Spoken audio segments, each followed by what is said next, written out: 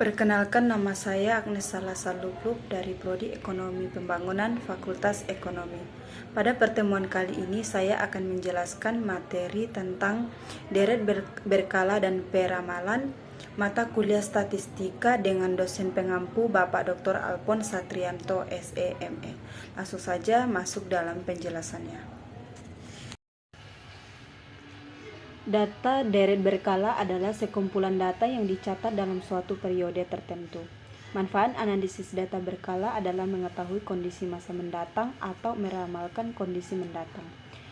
Peramalan kondisi mendatang bermanfaat untuk perencanaan produksi, pemasaran keuangan, dan bidang lainnya. Contoh data deret berkala adalah data penggunaan Telkomsel pada tahun 2003 sampai 2012. Berikut adalah komponen data berkala, terdapat 4, yaitu pertama tren, variasi musim, variasi siklus, variasi yang tidak tetap. Saya akan menjelaskan satu persatu. Yang pertama adalah tren, suatu gerakan kecenderungan naik atau turun dalam jangka panjang yang diperoleh dari rata-rata perubahan dari waktu ke waktu dan nilainya cukup rata.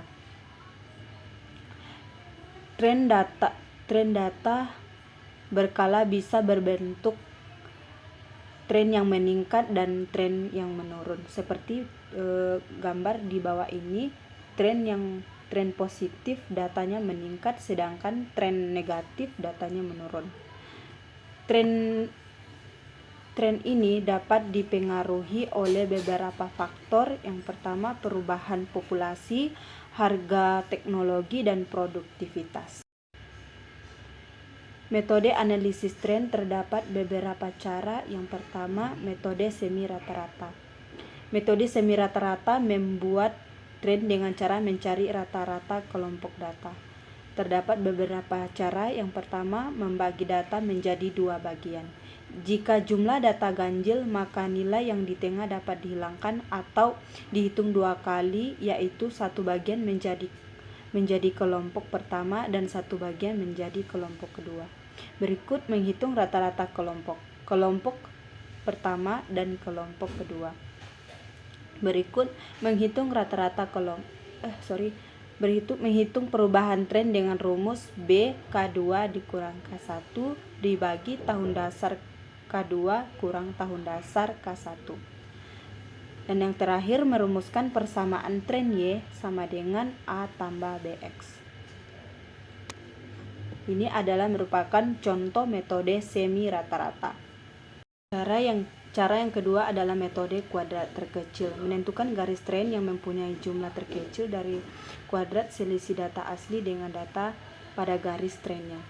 Apabila ia menggambarkan data asli dan Y aksen merupakan data tren, maka metode terkecil dirumuskan sigma dalam kurung Y dikurang Y aksen pangkat 2. Tren dengan metode terkecil seperti yang digambarkan pada halaman di bawah ini. Untuk mencari nilai A dan B menggunakan rumus Y sigma Y per N. B untuk mencari nilai B, sigma Y X per X kuadrat. Contoh metode kuadrat terkecil. Cara yang ketiga adalah metode kuadratis. Untuk jangka waktu pendek, kemungkinan tren tidak bersifat linear. Metode kuadratis adalah contoh metode non-linear dengan rumus Y sama dengan A tambah BX tambah CX kuadrat.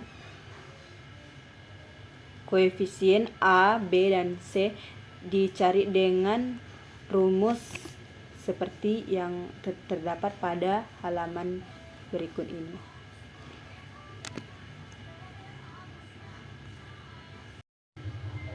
Cara yang keempat, tren eksponensial. Persamaan eksponensial dinyatakan dalam bentuk variabel waktu. X dinyatakan sebagai pangkat. Untuk mencari nilai A dan B dari data Y digunakan rumus sebagai berikut. Y sama dengan Y aksen dengan A dalam kurung 1 tambah BX ln Y sama dengan ln A tambah XLN dalam kurung 1 ditambah B, sehingga A anti IN dalam kurung sigma ln Y per N, B anti IN sigma X kali ln Y dikurangi 1 per sigma X kuadrat. Contoh tren eksponensial terdapat pada halaman berikut ini.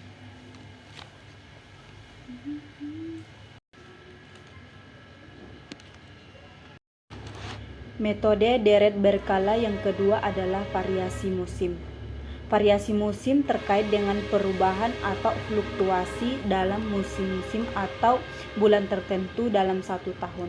3 kasus yang dapat memperjelas bahwa variasi musim bisa terjadi triwulan, bulanan, bahkan harian. Variasi musim dari sisi waktu lebih pendek dari tren. Oleh sebab itu, variasi musim perlu mendapatkan perhatian untuk peramalan dalam rangka menyusun perencanaan jangka pendek. Ada beberapa metode perhitungan untuk mengetahui variasi musim. Yang pertama adalah variasi musim dengan metode rata-rata sederhana. Metode rata-rata sederhana mengasumsikan bahwa pengaruh tren dan siklus yang tidak beraturan, tidak besar, dan dapat dianggap tidak ada. Indeks musim hanya berdasarkan pada aktual dan nilai rata-ratanya saja. Untuk mencari indeks musim menggunakan rumus rata-rata per kuartal kali 100 dibagi dengan rata-rata total. Perhitungan kedua, metode rata-rata dengan tren. Metode rata-rata dengan tren dilakukan dengan cara yaitu indeks musim diperoleh dari perbandingan antara nilai data asli dibagi dengan nilai tren. Oleh sebab itu, nilai tren harus diketahui dengan persamaan Y sama dengan A tambah BX.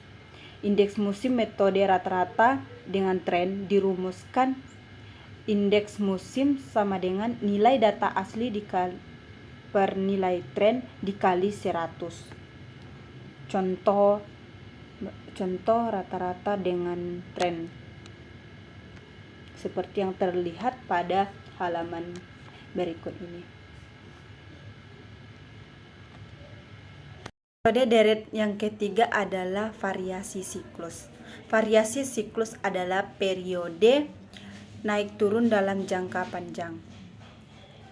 4 komponen dalam deret yaitu Y sama dengan T kali S kali C kali I. Bagian ini mengkaji siklus C, siklus yang suatu perubahan atau gelombang naik turun dalam suatu periode dan berulang pada periode lain.